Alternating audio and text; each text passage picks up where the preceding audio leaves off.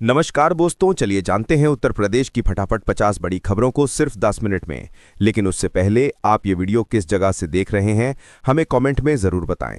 Today News।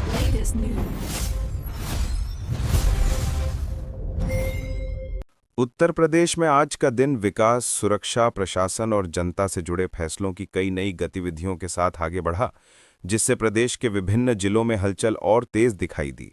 आज सुबह से ही वाराणसी, लखनऊ और इलाहाबाद में धुंध हल्की बढ़ी, लेकिन शहरों की रफ्तार धीमी नहीं हुई। मौसम विभाग ने चेतावनी जारी करते हुए कहा कि अगले 2 दिनों में तापमान में और गिरावट आएगी, जिसके बाद स्कूल समय में बदलाव की तैयारी भी शुरू कर दी गई है।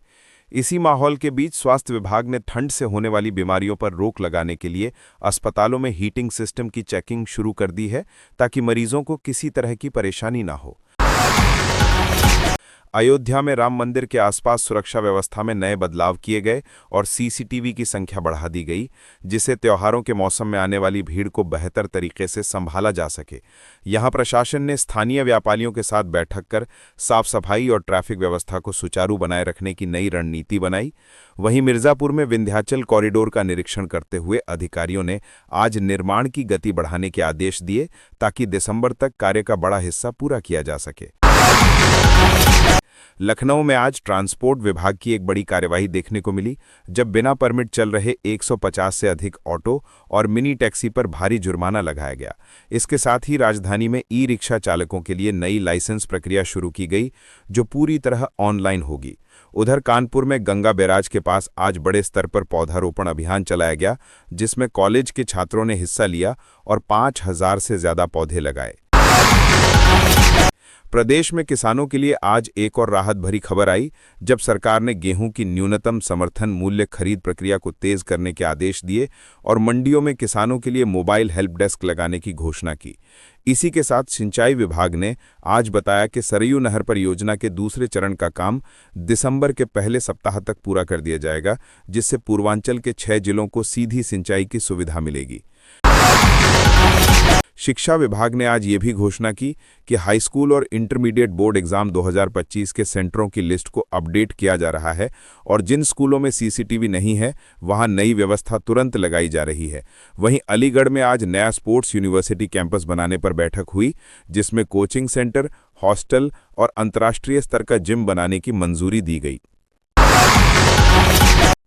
नोएडा में आज सेक्टर 62 और सेक्टर 18 में एंटी एनक्रोचमेंट अभियान तेज किया गया और फुटपाथों को खाली कराया गया, ताकि भीड़भाड़ के समय पैदल चलने वालों को कोई दिक्कत ना हो। इसी के साथ गाजियाबाद में आज नए बस अड्डे की रूपरेखा को मंजूरी मिली और जल्द ही शहर को एक आधुनिक मल्टीफ्लोर बस टर्मिनल मिलने वाला है। फतेहपुर में आज प्रदेश की महत्वपूर्ण मुख्यमंत्री सामूहिक विवाह योजना के अंतर्गत 310 जोड़ों का विवाह कराया गया, जिससे गरीब परिवारों को आर्थिक राहत मिली। उधर बांदा में बुंदेलखंड एक्सप्रेसवे के किनारे बनने वाले औद्योगिक क्षेत्रों के लिए भूमि आवंटन की नई सूची जारी की गई। स्वास्थ्य विभाग ने आज ये भी बताया कि लखनऊ, वाराणसी और गोरखपुर में 3 नए डायलिसिस केंद्र दिसंबर तक शुरू हो जाएंगे, जिससे मरीजों को दूर दराज के जिलों में जाने की जरूरत नहीं पड़ेगी। साथ ही आगरा में टीबी रोगियों के लिए door to door medical kit वितरण अभियान की शुरुआत की गई। इसी बीच बलिया और देवरिया में आज पुलिस ने अवैध शराब के खिलाफ बड़ी कार्रवाई करते हुए कई जगह छापेमारी की और भारी मात्रा में सामान बरामद किया। वहीं पीलीभीत टाइगर रिजर्व में पर्यटकों की संख्या बढ़ने पर सुरक्षा के लिए वन कर्मियों की नई टीम तैनात की गई। मऊ और जौनपुर में आज सड़क मरम्मत के कार्य को तेजी से आगे बढ़ाया गया, ताकि ठंड बढ़ने से पहले मुख्य मार्गों को पूरी तरह दुरुस्त किया जा सके। वहीं बाराबंकी में उद्योग विभाग की ओर से छोटे उद्यमियों को लोन मंजूरी कैंप लगाया गया, जिसमें सैकड़ों लोगों को तुरंत स्वीकृति पत्र दिया गया। उत्तर प्रदेश में आज के दिन प्रशासन, स्वास्थ्य, इंफ्रास्ट्रक्चर और नागरिक सुविधाओं से जुड़ी कई नई हलचलें देखने को मिली, जिससे प्रदेश में विकास की गति और तेज होती दिखाई दे रही है। सुबह सुबह ही लखनऊ, कानपुर और मुरादाबाद जैसे शहरों में ठंड की लहर थोड़ी और बढ़ी, जिसके बाद मौसम विभाग ने सभी स्कूलों को सुबह की शिफ्ट में बच्चों को गर्म कपड़ों के साथ भेजने की एडवाइजरी जारी की है।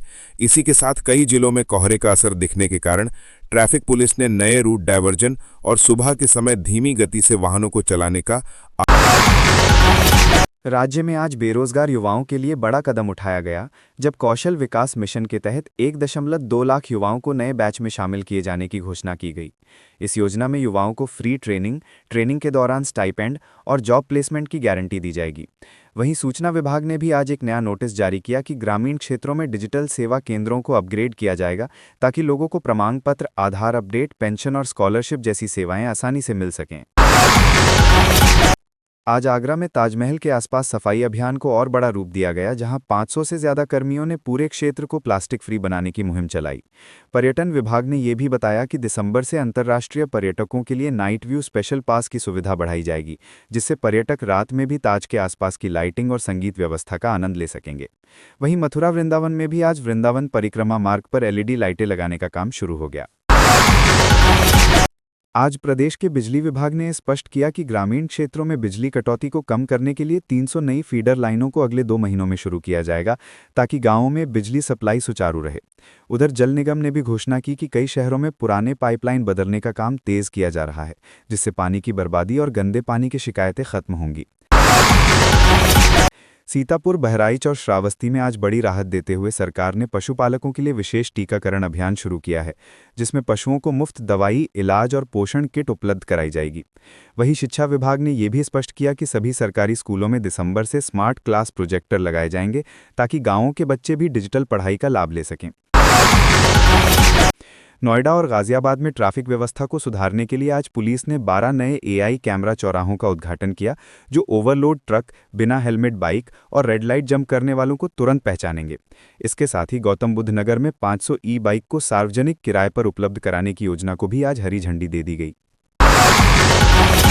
फिरोजाबाद में कांच उद्योग से जुड़े मजदूरों के लिए आज नए स्वास्थ्य केंद्र का उद्घाटन किया गया, जहां उन्हें फेफड़ों की बीमारी, आंखों की समस्या और दूषित धुएं से होने वाले खतरों के इलाज की सुविधाएं दी जाएंगी।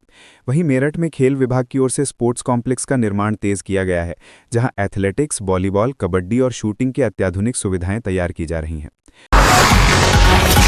कुशीनगर एयरपोर्ट से नए घरेलू फ्लाइट रूट की शुरुआत की घोषणा भी आज हुई, जिससे बिहार और नेपाल सीमा से आने जाने वाले यात्रियों को काफ़ी राहत मिलेगी। इसी के साथ गोरखपुर में रामगढ़ ताल के आसपास नए पर्यटन मार्ग बनाने का काम तेज किया गया है, जहां नाव सफारी, फूड कोर्ट और बच्चों के पार्क तैयार किए जा रहे हैं।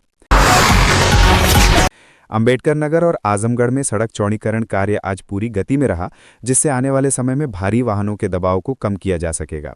वहीं बाराबंकी में किसानों के लिए नई मंडी का लोकार्पण किया गया, जिसमें अनाज की खरीद और भंडारण की आधुनिक सुविधा उपलब्ध होगी। प्रदेश में आज महिला एवं बाल विकास विभाग ने पोषण अभियान के तहत आंगनबाड़ी केंद्रों में बच्चों को मिलने वाले भोजन की गुणवत्ता की जांच का विशेष अभियान चलाया और कई जगह सुधार के आदेश जारी किए। उधर कानपुर देहात में आज जल जीवन मिशन के अंतर्गत 600 घरों में पाइप से शुद्ध पेयजल कनेक्शन दिए गए। उत्तर प्रदेश में 17 नवंबर का दिन बदलते मौसम, प्रशासनिक हलचलों, विकास योजनाओं और जनता से जुड़े बड़े फैसलों के बीच बीत रहा है। सुबह से ही लखनऊ, कानपुर, वाराणसी और प्रयागराज जैसे शहरों में हल्की ठंड की दस्तक महसूस हुई, जिससे लोगों ने गर्म कपड़ों की तलाश शुरू कर दी। सरकार ने मौसम बदलने के साथ अस्पतालों को अलर्ट मोड पर रखा है, ताकि वायरल इन्फेक्शनों के मामलों में बढ़ोतरी होने पर तुरंत इलाज उपलब्ध कराया जा सके। इसी बीच मुख्यमंत्री योगी आदित्यनाथ ने आज सुबह एक महत्वपूर्ण बैठक में प्रदेश की नई औद्योगिक योजनाओं पर समीक्षा की, जिसमें उन्होंने ये स्पष्ट किया कि आने वाले महीनों में प्रदेश में 50,000 से ज्यादा नई नौकरियों के अवसर तैयार किए जाएंगे और निवेशकों के लिए एक अलग तेज तरीके वाली सिंगल विंडो सुविधा लागू की जाएगी।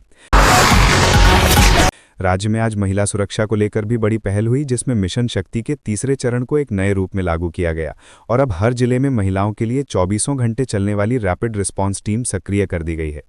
कई जिलों में आज नया आदेश जारी हुआ कि सार्वजनिक स्थानों पर महिलाओं की शिकायतों को तुरंत दर्ज किया जाएगा और दोषियों पर बिना देरी कार्रवाई होगी। इसी के साथ छात्राओं के लिए सुरक्षा ऐप का नया अपडेट भी जारी किया गया है, जो सीधे पुलिस कंट्रोल रूम से जुड़ जाएगा। प्रयागराज में आज संगम क्षेत्र में दिव्य कुंभ 2025 की तैयारियों को लेकर बड़ी कार्यवाही देखने को मिली, जहां अफसरों ने स्थायी टेंट सिटी, नए शौचालयों और सड़क चौड़ीकरण का निरीक्षण किया। वाराणसी में काशी विश्वनाथ कॉरिडोर क्षेत्र में श्रद्धालुओं की लगातार बढ़ती भीड़ को देखते हुए आज प्रशासन ने नया मार्ग विन्यास लागू किया, जिससे दर्शन प्रक्रिया और तेज हो सके। उधर अयोध्या में दीपोत्सव की तैयारियों का अंतिम चरण शुरू हो गया है और राम मंदिर परिसर के आसपास सुरक्षा और ट्रैफिक व्यवस्था को लेकर नया रोड मैप जारी किया गया है। सरकारी योजनाओं की बात करें तो आज मुख्यमंत्री किसान सहायता योजना के तहत हजारों किसानों के खाते में मुआवजा राशि भेजी गई, जिससे नुकसान झेल रहे किसानों को राहत मिली। इसी के साथ प्रधानमंत्री आवास योजना के शहरी और ग्रामीण दोनों मॉडल में आज कई जिलों में नई सूची जारी हुई, जिसमें हजारों नाम जुड़ गए और निर्माण कार्यों को तेजी देने के निर्देश दिए गए। बिजली विभाग ने आज ये भी घोषणा की कि ग्रामीण क्षेत्रों में खराब ट्रांसफार्मरों को बदलने की प्रक्रिया 2 सप्ताह तक निरंतर जारी रहेगी, ताकि फसल के सीजन में किसानों को बिजली कटौती का सामना न करना पड़े। लखनऊ मेट्रो में सुरक्षा बढ़ाई गई है और यात्रियों को आज से नई डिजिटल टिकट सुविधा मिलने लगी है, जिससे यात्रा पहले से और आसान हो गई है। नोएडा में आज अधिकारियों ने अवैध निर्माणों पर बड़ा अभियान चलाया और कई इमारतों को सील किया, जबकि कानपुर में गंगा की सफाई के लिए नए मशीनरी उपकरणों का ट्रायल हुआ। गोरखपुर में मुख्यमंत्री के आगमन से पहले विकास परियोजनाओं की समीक्षा हुई और यह तय किया गया कि मेडिकल कॉलेज और नए एम्स मॉडल के निर्माण में तेजी लाई जाएगी। आज कई स्कूलों में बच्चों को डिजिटल शिक्षा से जोड़ने के लिए टैबलेट और स्मार्ट क्लासरूम मॉड्यूल भी वितरित किए गए, जिससे भविष्य में पढ़ाई पूरी तरह तकनीक आधारित होने की दिशा में कदम बढ़ गया है। खाद्य विभाग ने आज राशन कार्ड सत्यापन की नई तिथि घोषित कर दी है और ये सुनिश्चित करने के निर्देश दिए हैं कि किसी भी पात्र परिवार का नाम सूची से न कटे।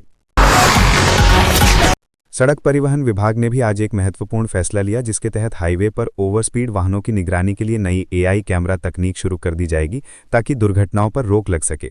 उधर पुलिस विभाग ने त्योहारों के मौसम को देखते हुए दंगारोधी अभ्यास चलाया और हर जिले में पुलिस बल को हाई अलर्ट पर रखा है। इन सब के बीच आज स्वास्थ्य विभाग की ओर से नई मातृ सुरक्षा योजना का विस्तार किया गया, जिसमें गर्भवती महिलाओं को अस्पताल तक मुफ्त एम्बुलेंस सुविधा और प्रसव के बाद पोषण किट देने की व्यवस्था को और मजबूत किया गया है। जबकि पर्यटन विभाग ने आज घोषणा की कि विंटर टूरिज्म फेस्टिवल कई जिलों में दिसंबर में शुरू होगा, जिसमें स्थानीय कला, भोजन, संस्कृति और धार्मिक स्थलों को बढ़ावा दिया जाएगा।